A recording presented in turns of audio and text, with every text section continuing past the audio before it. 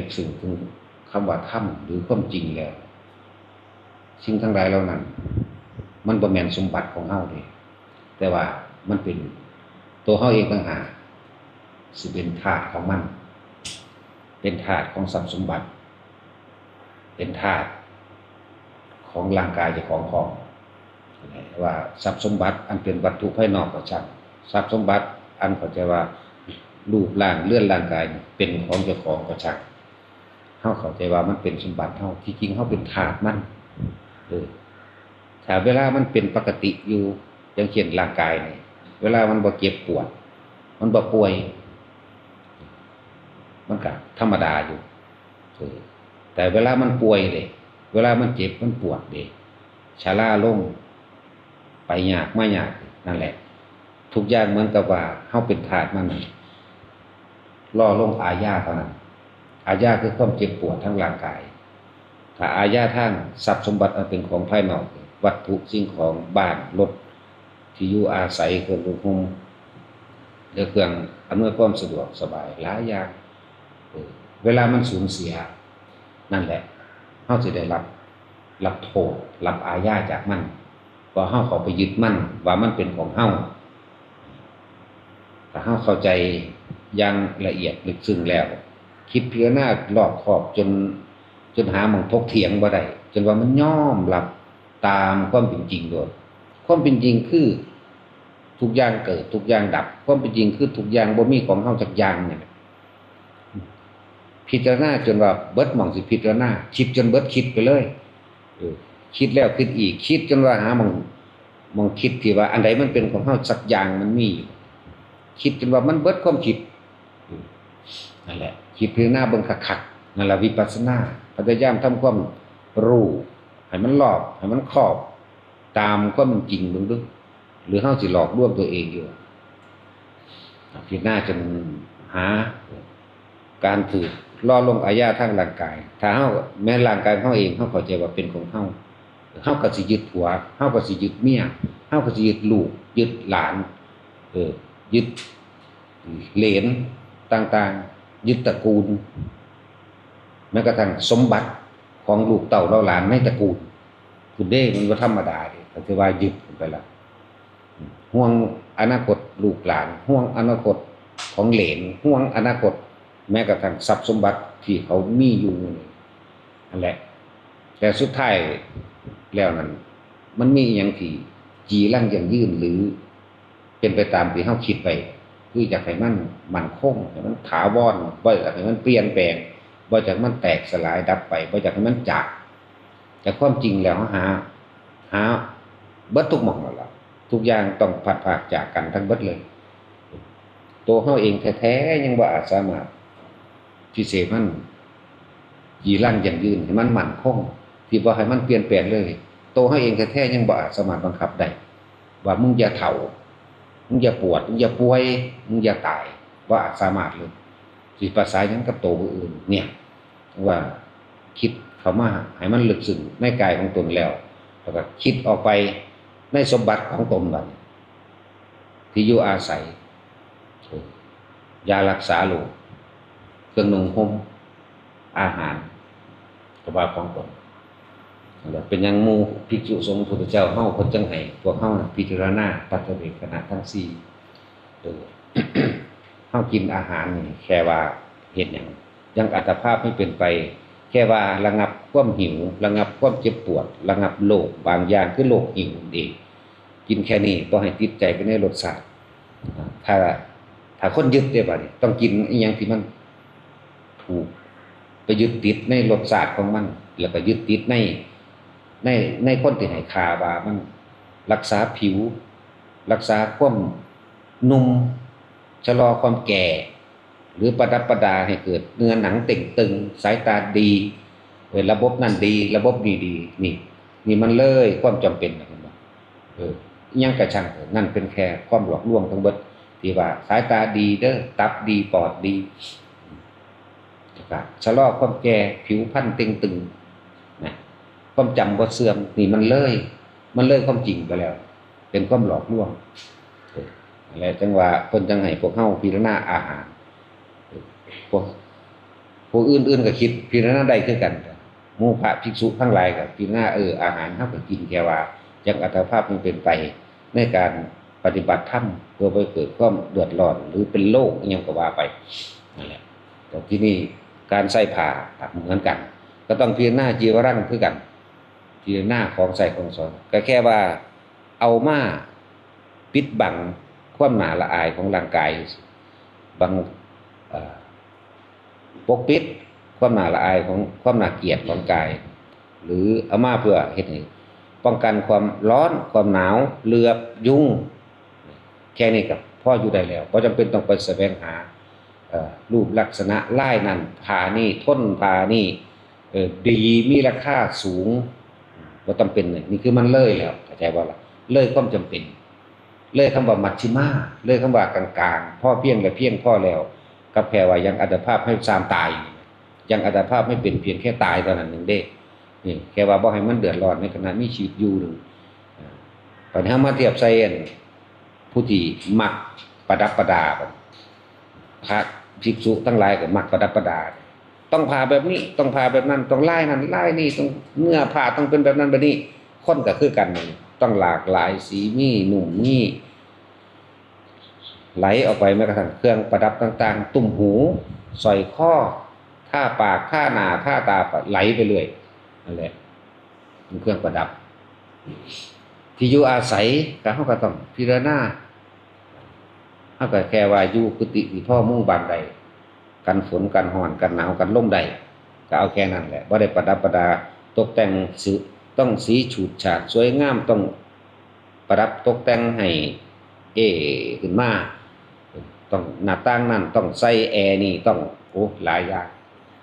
นี่แหละจังว่าถ้าเฮาพิจารณาหาสิ่งทั้งหลายทั้งปวงที่เฮาเข้าใจว่ามันเป็นของเฮาแท้ที่จริงเฮาเป็นธาตุมันพวกเฮาในแค่ว่ามีชีวิตไปแค่ล่อลงอาญาเจ็บอาญาปวดอาญาป่วยอาญาทุพพลภาพแก่ชราอาญาตายถ้าเฮาถอดถอนความยึดมั่นถือมั่นถอดถอนความเห็นตามความเป็นจริงได้แล้วเห็นตามความเป็นจริงได้แล้วสิ่งทั้งหลายทั้งปวงทั้งบ่เป็นของเฮาทั้งบ่เป็นของไผในกระทั่งร่างกายตัวเองทุกเกิดขึ้นกับเฮาบ่ได้ดอกมีแต่เห็นตามธรรมชาติว่าเฮาบ่เข้าไปยึดแล้วอันนั้นก็บ่เป็นของเฮาอันนี้ก็บ่เป็นของเฮาแล้วอยู่มีชีวิตเพียงแค่รอวันตายแต่ว่าคำว่ารอวันตายก็เป็นแค่คำบอกว่ารอวันตายที่จริงบ่มีหยังเลยบ่มีอนาคตบ่มีอดีตแม้กระทั่งปัจจุบันในใจของบุคคลผู้นั้นบ่มีเลยว่างแต่ถึงว่าพิจารณาเข้าไปคักๆเด้ออย่าเข้าใจว่าทรัพย์สมบัติทั้งหลายเป็นของเฮาจริงเฮาเป็นทาสมันรอวันแค่ว่ารอลงอาญาเวลามันเจ็บมันปวดหรือว่ามันสูญหายมันแตกดับไปอยู่ซื่อเด้มันเสื่อมสลายมันพังนั่นบัดนี้คนที่เขาไปยึดโอ้ยทรมานหลายบ่พอใจที่มันพังที่เขารักที่เสื่อมจังว่าพวกเฮาเพียงหน้าโลด ปัจจเวคขณะทั้งหลายของหมู่พระภิกษุสงฆ์ก็เหมือนกันเพียงหน้าแค่ผ้าเนี่ยก็แค่ใส่บ่ได้ปิดบังความร่างกายกันร้อนกันหนาวพออยู่ได้เอาละเพราะว่ามันเฮาก็ใช้ชีวิตไปซ้ำตายที่อยู่อาศัยก็เหมือนกันเพราะสำนึกน่ะกันร้อนกันหนาวกันลมกันฝนอันตรายต่างๆจังซี่แค่ว่าอยู่ไปซ้ำตายเหมือนกันอาหารก็กินไปซ้ำตายยารักษาโรคมันบ่รักษาดอกมันแก้ปวดแน่เดี๋ยวก็เป็นแนวใหม่อีกคือเก่านั่นแหละก็ซ้ำตายนั่นแหละบ่แม่นถึงขั้นว่าต้องไปหายามาบำรุงผิวร่างกายกระดูกแข็งแรงหรือป้องกันนั่นนี่บ่มันก็แค่ว่าทุเลาความเจ็บปวดว่าสุดท้ายมันก็ต้องตายคือเก่าเสื่อมสลายคือเก่าเพราะว่าทุกคนพิจารณาเข้าไปให้มันเบิดหม่องเถียงเจ้าของมันสิบ่มีหม่องเถียงได้เลยเนี่ยอันใดมันเป็นของเฮาค้นเข้าไปคักๆจะว่ามันเบิดหม่องเถียงเจ้าของได้ที่เฮาเคยยึดพอสุดท้ายมันบ่จากเฮาก็จากมันนี่แหละสิแปลว่าหยังคนก็คือกันสิฮักกันเพียงใดก็ช่างเถิดนอนกอดกันอยู่มันก็ยังตายเจ้าหวงปานใดเจ้าสิหาเงินมารักษาเยียวยาดึงไว้เพียงใดก็ช่างสุดท้ายมันก็ต้องตาย ถ้าเฮาเข้าใจธรรมชาติมองมันเป็นแบบนี้มันเกิดแล้วก็มันก็หมุนเวียนเปลี่ยนไปสู่ความเสื่อมสลายแตกดับไปเป็นอีหยังที่เป็นของว่างทุกข์เกิดบ่ได้ทุกข์สิเกิดบ่ได้เลยอนาคตเกิดบ่ได้เพราะว่าบ่คิดถึงอดีตบ่มีความยึดถือบ่มีความเข้าไปถือเอาบ่มีความเข้าไปยึดมั่นถือมั่นแล้วมันก็อยู่แค่นั้นแหละอยู่แค่ว่าหาเอาร่างกายไปเผาทิ้งซื่อๆเด้แต่ว่าในขณะที่มีชีวิตอยู่น่ะสิ่งใดควรสิ่งใดบ่ควรสิ่งใดเป็นโทษสิ่งใดเป็นประโยชน์เพียงหน้าแหละเฮ็ดไปเฮ็ดแต่ประโยชน์เท่านั้นแหละประโยชน์ก็บ่ได้เอาหวังผลประโยชน์ไปในภายภาคหน้าภาคหลังยังบ่มีเฮ็ดซื่อๆทำเฉยๆบ่ได้มีเจตนาว่าจะแล้วเสร็จหรือไม่แล้วเสร็จบุคคลพอยกย่องหรือบ่ยกย่องสิไปรับเอาผลประโยชน์ในภายภาคหน้าเกิดไปพบได้ชาติใดสิร่ำรวยมีเงินทองก็บ่แม่นบ่มีนั่นแหละจังว่าพวกเฮาพิจารณาเบิ่งคักๆโลดเฮาเข้าบัตรทั้งหลายยศถาบรรดาศักดิ์ทั้งหลายอำนาจทั้งหลายเฮาเป็นเจ้าของมันบ่แม่นเด้เฮาเป็นทาสมันอยู่ไปวันๆเพียงแค่รอลงอาญาหรือรอรับอาญาอาญาแห่งความเสื่อมสลายแตกดับไปสูญเสียไปวัตถุสิ่งของหรือบุคคลที่รักอาญาคือร่างกายของเฮาเองเวลามันเจ็บมันปวดมันป่วยนั่นแหละรอลงอาญาจังซั่นล่ะมันสิไปมีหยังแต่เฮาพิจารณาดีรอบคอบอยู่แล้วให้ทุกคนหาเครื่องอยู่เป็นวิหารธรรมอันเป็นเครื่องอยู่แห่งความรู้สึกในตัวเองหาที่อยู่ให้ใจเฮาปล่อยใจปล่อยความคิดไหลไปกับสิ่งทั้งหลายทั้งปวงที่ว่ามาอาหารยาสลบที่อยู่อาศัยยศถาบรรดาศักดิ์ประกอบด้วยเงินทองชื่อเสียงและเข้าใจและของมีอำนาจมันบ่มีจักอย่างทุกคนเข้าใจเสมอกันเบิดนั่นแหละว่าทุกอย่างเกิดทุกอย่างดับคนเกิดมานี่มันเด็กน้อยๆหาก็เกิดก็สร้างมันก็ต้องเคยเห็นคนตายมันก็ต้องฮู้ว่ามีคนตายนั่นฉะนั้นสิบ่ดิ้นรนกัดแปลงจึงบอกให้ทุกคนหาเครื่องอยู่เด้อทรงฌานลมหายใจนี่นึงอยู่กับจุดอุณาโลมนึงอยู่ในความรู้สึกตัวนี่แหละเห็นอยู่แค่นี้แหละอยู่ไปซ้ำตายมันบ่ได้บาดเป็นมันก็ได้บาดใกล้สิตายหรือบาดจิตบาดตายไปแล้วมันก็ขึ้นไปข้างบนมันได้ไปของมันดอกอันใดนี่เป็นแค่คำบอกคำเว้าซื่อเด้แหละบ่มีหวังหยังอยู่กับปัจจุบันขณะรู้สึกตัวทั่วพร้อมเท่านี้พอละ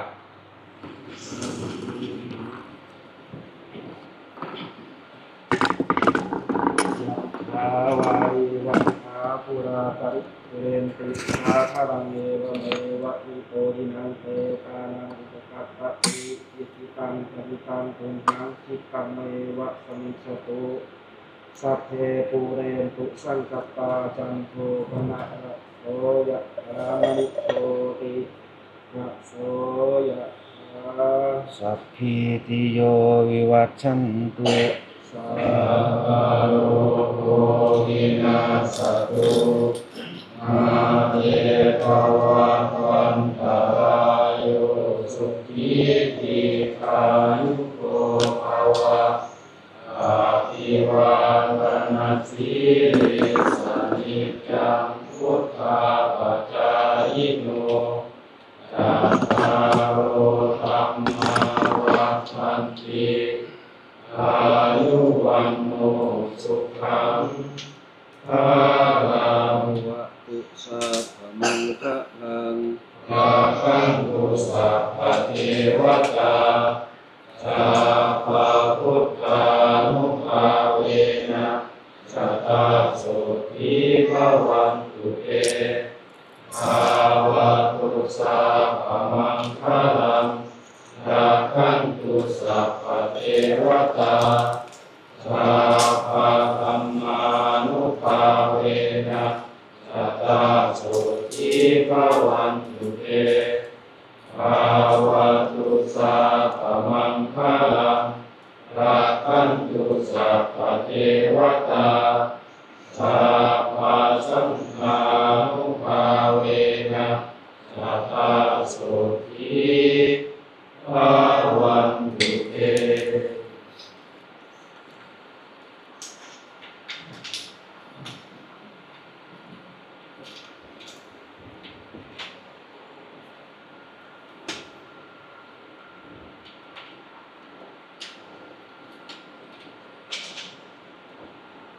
อะระหังสัมมาสัมพุทโธภะคะวะ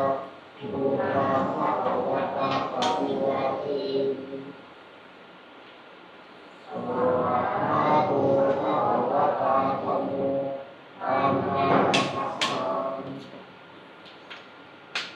อิติธัมโมภะคะวะโตสาวกสังโฆสังฆังนามิ พระพุทธเจ้า